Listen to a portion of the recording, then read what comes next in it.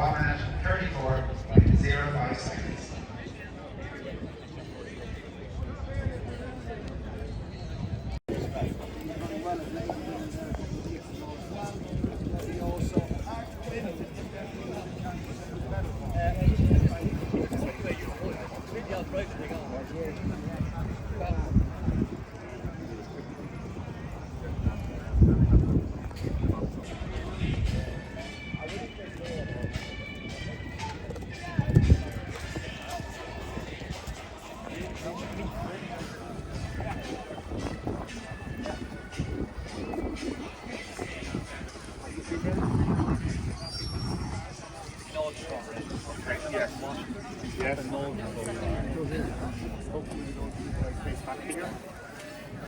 Yes, how did you find the ground, Johnny?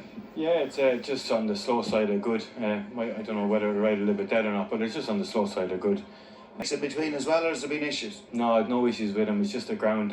He likes soft ground, and every time I bloody run him, it dries up. And very well. The horse looked really well. You were interviewing Johnny Levins, and he walked by me. He was the last one out of the ring, Kevin.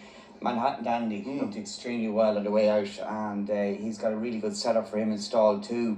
He beat Leviosa at this track, and he came from stall 13 on that occasion. Leviosa was drawn in stall number 2. Draws are switched today, and it just with the makeup of the race, Manhattan Dandy could find himself on the back of Barnhill Rose, where she can make the running. Just a good setup for him, and the way he looked in the ring, he looks ready to go. Yeah, from the Tom Kyle, it took him 43 goals to actually win a race. He had been placed in quite a few starts. His 2 runs since then probably wasn't a bad run behind Golden Days at Gorham Park his next start, but disappointed by Foghorn again at Gorham Park most recently. Yeah, only beaten 3.5 lengths, that said, and he just could be a horse that's well suited to this track. He was drawn in stall 14 in Gorham Park on a day where the front 2, the Foghorn, were drawn in stall 1 and 2.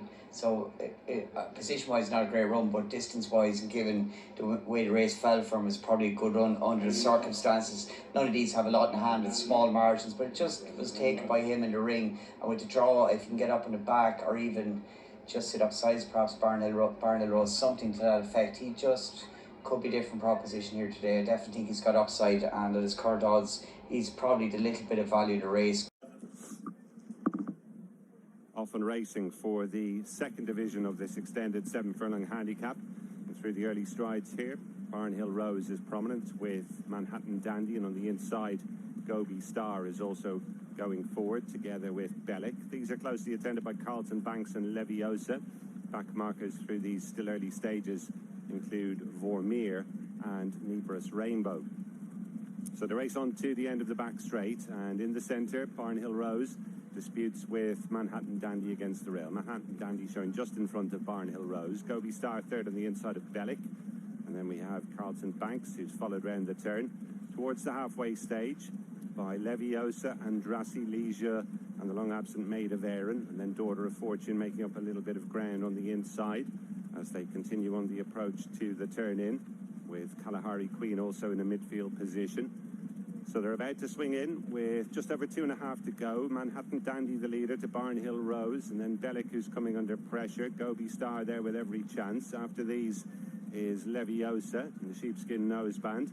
And now Barnhill Rose sweeps to the front. Barnhill Rose from Manhattan Dandy, and not much threatening to get into it from further back at this stage. Barnhill Rose forging on by about a length from Manhattan Dandy. Gobi Star in third, then Bellick, Leviosa and Leisure. The race on with 150 yards to go, and it's Barnhill Rose from Manhattan Dandy who's trying to rally on the inside. Barnhill Rose from Manhattan Dandy. Barnhill Rose will provide Adrian Joyce with a notable winner in his return to the race card from Manhattan Dandy, Bellick and Leisure in a race that very few got into. Late on, a good effort by her, and she's definitely valued for the winning margin. Good run by the second as well. Manhattan Dandy, he did not give up under pressure and kept finding plenty against the hill to force a closer finish to what you'd expect at this point. Yes, he did. Barnhill Rose, a notable winner for Adrian Joyce as well, since he is named back in the race card again. Yes, and it's under circumstances. So obviously the next 3 months Dennis Hogan has been banned.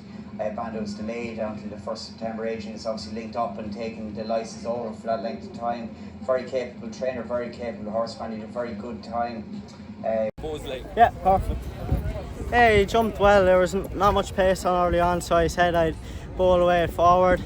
I got a breather into him about 3 out and kicked from there.